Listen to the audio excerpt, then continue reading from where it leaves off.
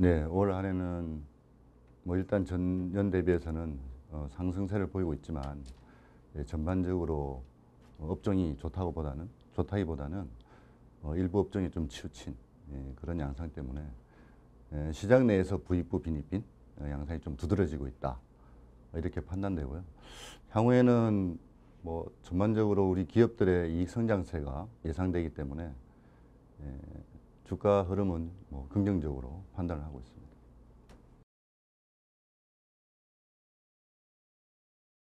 앞서 말씀드린 대로 업종에 좀 치우친 그런 양상이 있었고, 일부 테마들이 집중적으로 오르는 그런 부분이 있었기 때문에 거기에 투자하신 분들은 상당히 해피했을 거고, 기타 업종에 분산 투자하신 분들은 조금은 상대적으로 수익률이 덜 나왔다. 국내 현상만은 아니고요. 글로벌로도 보면 일부 리딩 업종들이 굉장히 주가 상승을 많이 하는 그런 양상이기 때문에 그 섹터들을 제외하면 오히려 주가가 뭐 동일하거나 오히려 마이너스 되는 부분이 있어서 그런 부분에서 좀 부익부 빈익빈이다, 이렇게 말씀드리고 있습니다.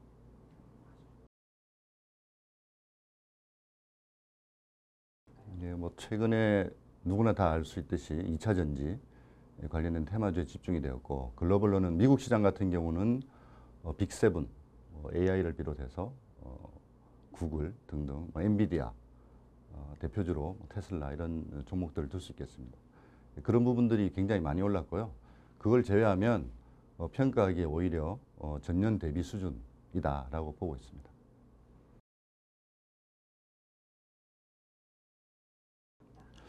FOMC 회의가 내일 포함해서 이제 올해 2번 더 있습니다.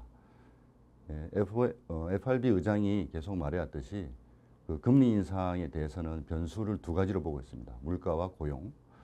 크게 보고 있는데, 최근에 나타난 그런 동향을 보면 금리 인상 기조가 과연 그칠까라는 생각이 듭니다. 다만 작년에 물가지수 그 인상률이 9%를 넘었던 그런 부분에서 지금은 3%대이기 때문에 상당히 많이 내려와 있긴 하지만 FRB가 보고 있는 2% 부분은 아직 모자란 부분이 있고, 파월 의장이 수차례 말했듯이 지표의 변화를 보면서 체크를 하겠다, 그런 말씀을 하셨기 때문에 그거를 근거로 보면 아직은 금리 인상 기조가 그치진 않을 것이다 라고 보고 있고요. 내일 포함해서 2차례 더 남아있는 중에 1차례 정도 금리 인상이 있지 않겠나, 그런 예상을 하고 그 폭은 한 25bp 정도 될 걸로 보고 있습니다. 그 이후에 물론 지표들이 더 상승을 한다든지 여러 가지 과열 양상이 보여지면 추가적인 금리 인상은 있겠지만 최근에 지표들의 동향을 본다면은 그렇게 세게 금리 인상을 할 이유는 없다 보고 있고요. 빠르면 내년 상반기 중에는 오히려 금리 인하를 내다보는 전망들이 나오지 않을까 싶습니다. 물론 저희들이 인하로 바로 돌아선다기보다는 높은 금리가 상당 기간 지속될 것이다 라는 부분들이 전반적인 컨센서스고요. 금리 인하에 대한 부분들은 상반기 중으로 논의가 되지 않겠나, 그런 전망을 하고 있습니다.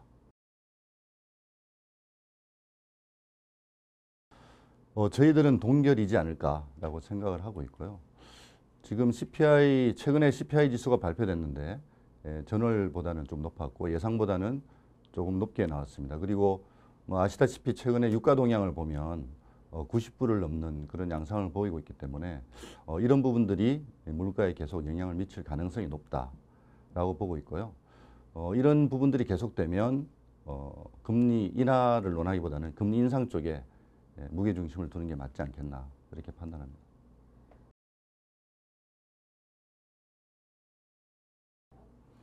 사실은 미국 금리와 우리나라 금리를 봤을 때 그 갭이 점차 커지고 있거든요. 그래서 오히려 지금은 역전되어 있는 상황이죠. 그게 이제 스프레드가 더 넓어진다는 부분들은 상당히 좀 우려 수준이 될 수 있고요. 특히 우리나라 기준으로 보면 환율에 많은 영향을 줄 걸로 보고 있습니다. 미국 금리를 올린다고 해서 우리나라가 한국은행에서 금리를 올린다, 뭐 이런 부분이 통상적으로 이제까지는 있어졌던 그런 일인데, 따라서 올린다는 부분들은 상당히 부담이 됩니다. 우리나라 경기 역시 그렇게 좋은 상황이 아니고 또한 금리를 올렸을 때 여파가 특히 가계대출이 많은 그런 우리나라 경제에서는 이런 그 파생적인 그런 악영향이 경기에 미치는 영향이 큽니다. 그래서 지금 금리를 올린다 이런 부분들은 저희가 쉽사리 예상을 하기 좀 힘든 상황이고, 물론 미국의 금리 동향을 살피긴 하겠습니다만 한국은행에서는 동결 중심으로 가지 않겠나 그렇게 판단을 하고 있습니다.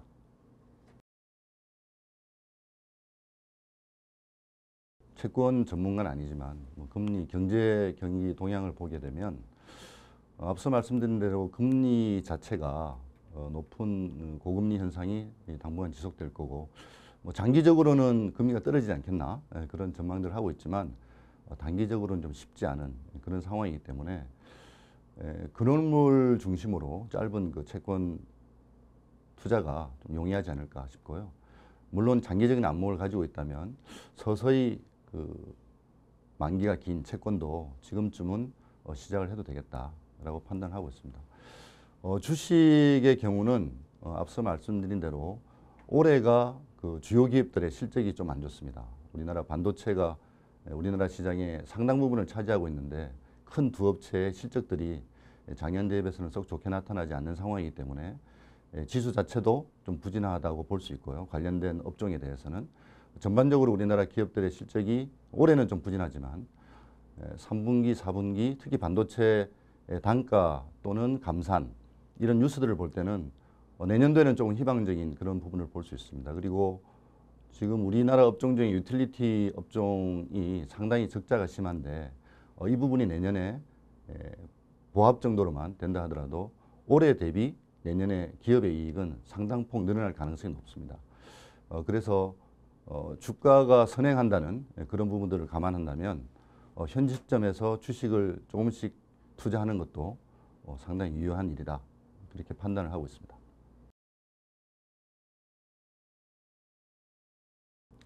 주식 채권만 놓고 보면 평균적으로 5대5에서 출발하면 좋겠습니다.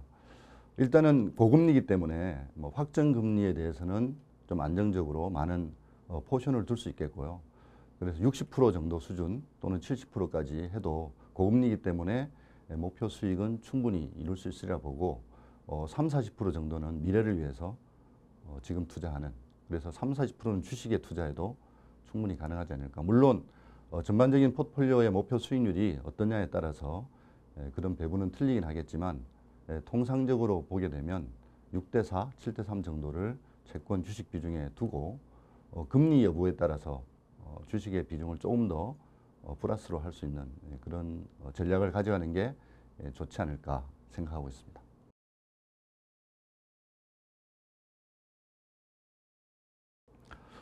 지금 현재로 보게 되면 우리나라는 통상적으로 시장 전체가 10배에서 한 12배 정도 P 레이쇼를 두고서 움직입니다. 그래서 10배 이하가 되게 되면 한국 시장에 평균적으로 투자해도 괜찮다. 그런 개념으로 접근을 하는데요. 현재는 그 일부 업종들, 최근에 올랐던 그런 테마성이나 업종들은 거의 30배, 40배 이렇게 넘어가고 있고요. 기타 업종들은 특히 이 배당을 많이 주는 주식들의 P 레이쇼나 또는 PB 레이쇼가 역사상 최저치에 와 있습니다. 우리가 시장이 10배인데 금융주를 비롯해서 고배당 주식들 보게 되면 지금 현재 5배 이하, 심지어는 2배, 3배짜리도 많고요.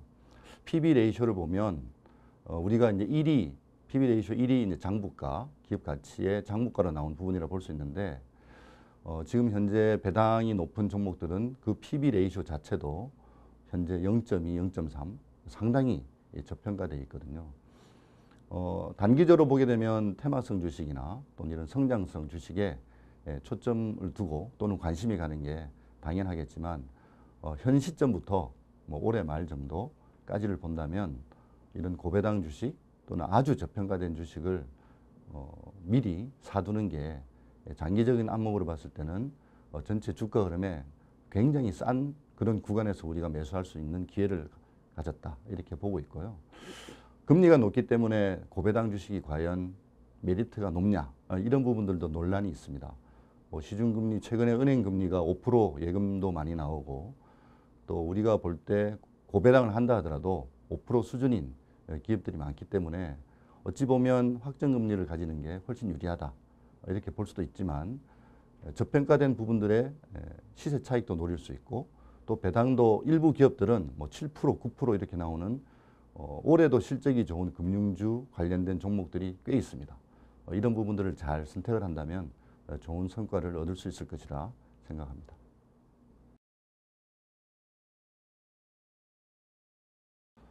올해 광풍을 이끌었다라고 보고 있습니다. 2차 전지주는 관련된 그런 전방 산업의 성장성을 감안하면 상당 기간 관심이 가는 그런 테마이고 주식이다 이렇게 볼 수 있고요. 다만 올해 그 시세 분출이 너무나 과했기 때문에 앞으로는 그 시세에 맞는 실적들을 점검해가는 그런 과정을 겪어야 된다라고 보고 있습니다. 그래서 굉장히 리더라기보다는 이제는 꽤 관심이 가는 그런 테마, 그런 업종 이런 수준으로 한 단계 낮춰서 볼 필요가 있고요. 다만 관련 기업들이 굉장히 높은 성장성을 가지고 있기 때문에 이런 부분에 대해서는 꾸준히 관심을 가지고 점검을 해야 되고 높은 그 주가 시세를 설명을 하려면 매번 발표되는 그런 실적들이 그런 수준을 설명을 해야 됩니다.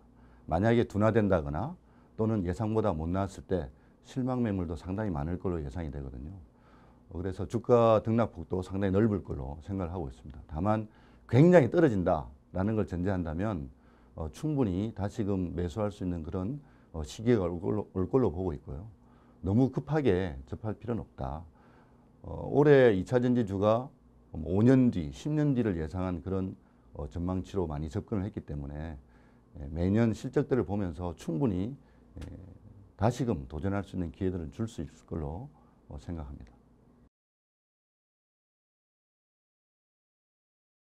2차 전지주는 주가 부분들이 지금 현재로서는 설명할 수 없는 그런 수준까지 올라갔다고 판단을 했기 때문에 일부 조정을 보인다라고 생각을 합니다.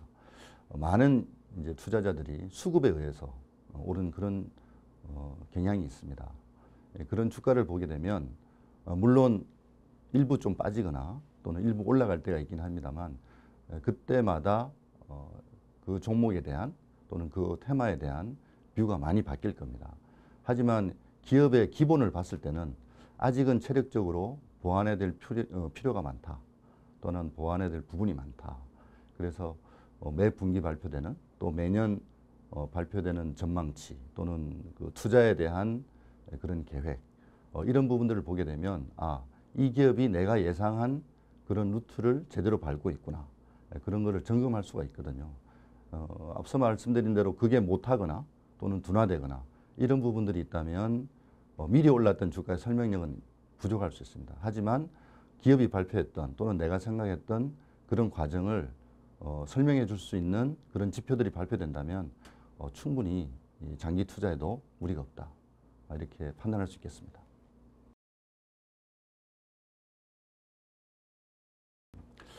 AI와 반도체 산업은 이제 뗄래야 뗄 수 없는 공존하는 그런 투자 테마라고 볼 수 있고요. 이제 시작이다. 이렇게 판단합니다. 그래서 올해 오픈 AI를 비롯해서 여러 가지 AI 엔진들이 발표되고 유수 기업들이 자기만의 지능형 AI를 발표를 했는데 이제 시작이고요. 이 부분들은 상당 기간 지속될 거고 각국 또 주요 기업들 다 자체의 엔진을 발표하고 최근에 이제 우리 그 내부 기업들도 발표를 하긴 했지만 글로벌 선도 기업들이 계속적으로 아마 발표된 엔진에 대한 업그레이드 또 여러 국내도 마찬가지고 그런 것들이 반복해서 진행될 겁니다. 그렇기 때문에 거기에 또 뒷받침돼야 되는 반도체 산업 이런 부분들을 고려하면 AI와 반도체에 대한 테마들은 상당 기간 지속될 거고 이제 시작이기 때문에 물론 주가 부분들은 한 번은 굉장히 시세를 분출한 걸로 알고 있습니다. 하지만 이게 조정을 굉장히 가져간다든지 그런 거는 아닐 것 같고요. 일정 정도 레인지에서 시간 조정을 거치면서 우상향하는 그런 추세를 보일 걸로 전망하고 있습니다.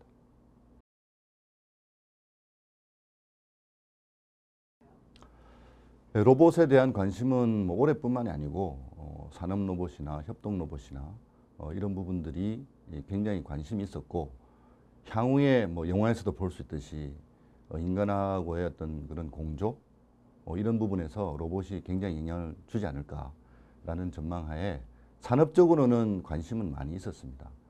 주가적인 면으로서는 올해 최근에 또 시세를 뽑기도 했는데 전반적인 산업의 크기를 봤을 때는 아직은 전체 시장에 미치는 영향력이 크지 않다라고 보고 있고요. 굉장히 높은 그런 주가 상승률이나 또는 성장성을 보이기 위해서는 산업 자체가 확대돼야 되고요. 또는 관련된 부분들이 빨리 성장을 해야 됩니다. 일부 소비라든지 또는 기업체에서 또는 생산 공정에서 많이 쓰고는 있지만 성장성에 대해서는 단기적으로는 뭐 관련 그 로봇이 기여를 할 수 있겠지만 장기적으로 봤을 때 그런 설명을 좀 해야 될 부분이 있고 산업의 성장이 우선이다. 기업의 주가보다는 관련된 산업의 성장이 우선적으로 돼야 된다라고 보고 있습니다.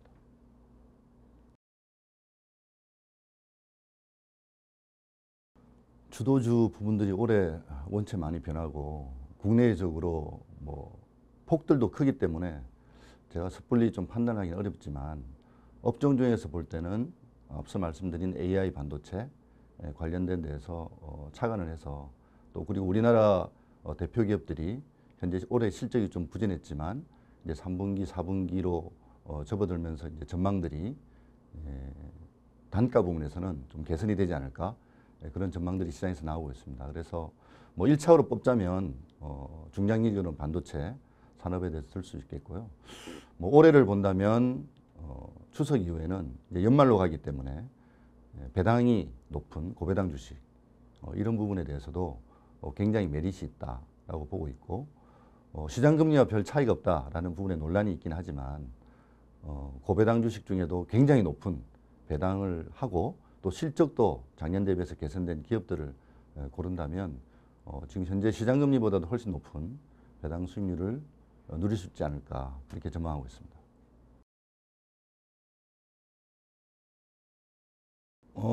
수출 관련주에 대해서는 우리 국내 경기가 문제가 아니고 글로벌 경기가 문제다라고 보고 있습니다. 그 중에는 미국과 중국의 어떤 갈등 또는 글로벌 그 공급화가 지금은 지역주의로 바뀌고 있는 그런 상황에서 크게 미국과 중국에 수출하는 그런 비중이 우리가 높은데 지금까지는 중국이 훨씬 높았거든요. 근데 과연 우리가 중국과의 관계가 뭐 최근에 소원해지고 있다라고 보는 게 맞는지 모르겠습니다만 뭐 정치적인 개념보다는 경제적으로 봤을 때 그런 비중들이 양국의 우리 수출 비중들이 적당히 균형을 맞춰가고 또 우상향하는 그런 그래프 변화에 우리가 편승을 하게 된다면 수출 부분에 대해서도 우리가 기대를 많이 할 텐데 현재로서는 저희들이 볼 때는 일단 미국과 중국의 관계 이런 부분에서 좀 뭐라 그럴까요? 기업 외적인 면, 경제 외적인 면 이런 면에서 영향이 크기 때문에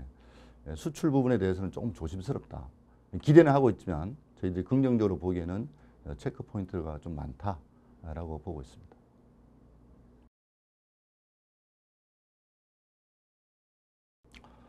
일단은 미국의 금리 동향이 가장 크게 와닿습니다. 3% 후반대에 있던 미국 금리가 이제 4%대로 넘어섰고요. 그리고 또 변수가 유가입니다. 7, 80불 하던 게 이제 90불로 갔고 또 각국의 어떤 생산 국가들의 어떤 감산 이런 뉴스도 지금 흘러나오고 있거든요. 그래서 수요라기보다는 공급 사이드에서 어떤 그 조절 때문에 유가 부분들이 경기 부분들이 조금 그 불확실했을 때 또는 경기가 좀 부진하다 이런 그 전망하에서는 유가가 떨어지는 게 당연한데 현재는 경기와 무관하게 공급 사이드에서 유가가 좀 불안한 그런 변수로 작용을 하고 있습니다. 그래서 뭐 미국 금리와 유가가 가장 눈앞에 보이는 그런 변수라고 볼 수 있겠고요. 장기적으로는 그래도 가장 중요한 미국과 중국의 관계다. 특히 우리 그 경제에 굉장히 큰 영향을 주고 있고 또 가장 큰 그 경제 GDP에 영향을 주고 있는 수출 부분 이런 부분들이 양국에 많이 걸쳐져 있기 때문에 이런 그 관계 변화 따라서 우리의 경제의 어떤 변화들도 크게 영향을 받을 수 있다라고 판단하고 있습니다.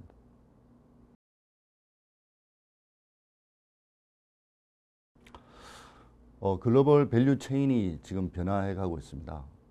예전에는 생산국 또는 소비국 이렇게 해서 분업이 잘 됐다면 지금은 이제 국가주의가 좀 많이 팽배하고 자국에서 생산을 하고 자국 소재로 만들고 우리나라 같은 경우는 수입도 많이 해야 되고 수출도 많이 해야 되는 그런 상황인데 수입을 많이 해야 되는 국가에서는 가격이 올라가고 수출을 많이 해야 되는 나라에서는 갈등 때문에 수출이 또 블록을 당하고 이런 굉장히 좀 안 좋은 그런 상황이다라고 보고 있고요. 그래서 저희들이 볼 때는 정치적으로 먼저 이런 그 개선이 많이 좀 됐으면 하는 기대감, 그리고 기업들 또는 뭐 경제적으로 봤을 때는 글로벌 선진국들의 경기가 내년에는 좀 더 개선되는 그런 양상으로 갔으면, 또 금리 부분들이 불안 요소보다는 또는 경기를 활성화시킬 수 있는 그런 방향으로 갔으면 하는 그런 기대감들이 있습니다. 그건 이제 기대일 뿐이고요. 실제적으로 과연 어떻게 변할까, 이런 부분들이 우리가 점검해야 될 그런 포인트가 아닌가 싶고, 미중 갈등이 가장 핫한 이슈로 떠오르긴 하겠지만 갈등으로 이어지지는 않을 걸로 보고 있습니다. 양국 간이 뭐 파멸로 치닫는 그런 서로 간의 경쟁은 겉으로는 할 수 있지만 실속을 차리는 그런 양상으로 가지 않을까 싶고요. 우리나라는 더더욱이 그 중간에서 실속을 더 차려야 된다라고 보고 있고, 외교와 경제와 이런 정치적인 문제들이 합해서 돌아가야 되는 2024년 또 그 이후의 일이다라고 보고 있고, 우리나라가 뭐 주식시장으로 보자면 항상 불확실성에 노출된 그런 시장이긴 했지만 큰 글로벌 정세 변화에 정말 그 혼란기에 우리가 들어섰다 이렇게 판단하고, 체크 포인트가 뭔지 이렇게 물어봤지만 너무나 많습니다. 그래서 한두 개가 아니고요. 그런 그 정세 변화에서 우리가 어떠한 포인트들이 또는 우리나라 기업들 경제가 어떻게 변할까, 이런 부분들을 점검해 가면서 투자를 해야겠다 생각을 하고 있습니다. 또 다른 중요한 그 이슈는 환경을 들 수 있겠습니다. 올해가 가장 시원한 한국 기온이 될 것이다, 이런 전망을 하시는 분도 있던데, 올해 뭐 아시다시피 글로벌 아주 엄청난 그런 기후변화, 기후로 인해서 그 파생되는 여러 가지 변화들 겪지 않았습니까? 저희들이 우리가 ESG를 굉장히 강조하는 그런 하우스이긴 하지만 우리나라도 몇 년 전부터 이제 기업들이 ESG 경영을 표방하면서 여러 가지 정책들 또 안들을 많이 내놓고 있는데, 그 중에서도 환경 부분은 정말 중요한 변수다, 그렇게 보고 있고요.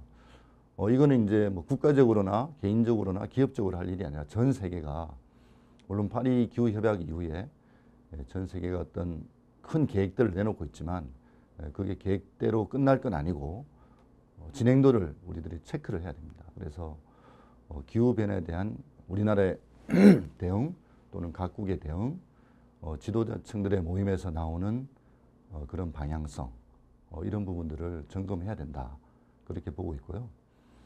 기업들로 봐서는 뭐 ESG에 관련된 그러한 정책들이 과연 실천이 되는지, 그린워싱이 아닌 실천력을 보면서 저희들이 투자 대상 기업의 향후의 변화를 점검해야 되지 않을까라고 보고 있습니다.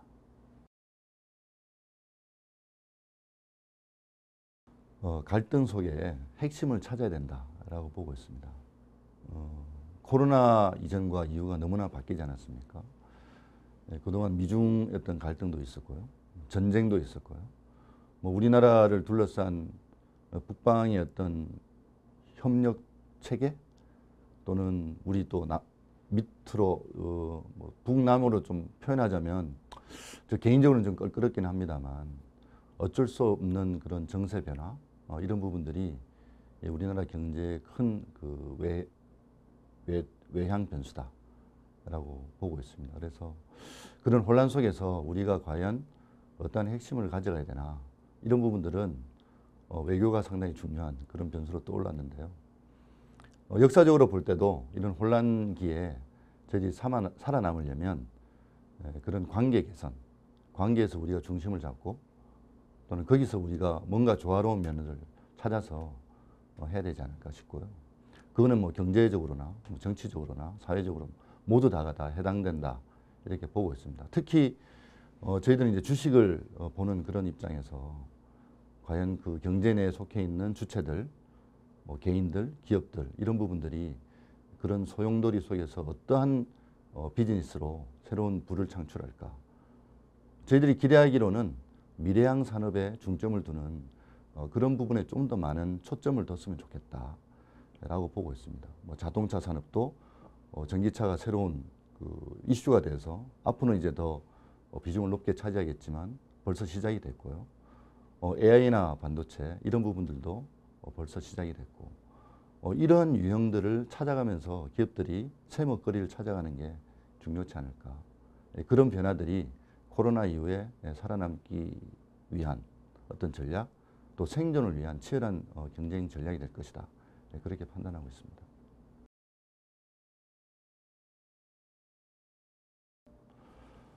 장기적으로 보게 되면 우리가 과거의 그 히스토리를 보면 국내 주식가 성장률 또 글로벌리 봤을 때 다른 나라의 성장률을 보면 당연히 외국의 투자 비중을 높이는 게 당연합니다. 그건 자산 배분상에 국내냐 해외냐 주식이냐 채권이냐 이런 문제에서 다룰 일이고 만약 국내와 해외다 이렇게 본다면 비중은 아무래도 해외 쪽에 두는 게 맞지 않겠나라고 보고 있고요. 이게 채권이냐 주식이냐 라고 보게 되면 이제 고금리이기 때문에 아마도 주식보다는 위험이 덜한 채권 부분 또 고금리를 누릴 수 있는 물론 채권이 이제 단기냐 장기냐에 따라서 큰 편차가 있긴 합니다만 그런 상대적으로 안정적인 그런 자산에 투자하는 게 맞다라고 보고 있고요.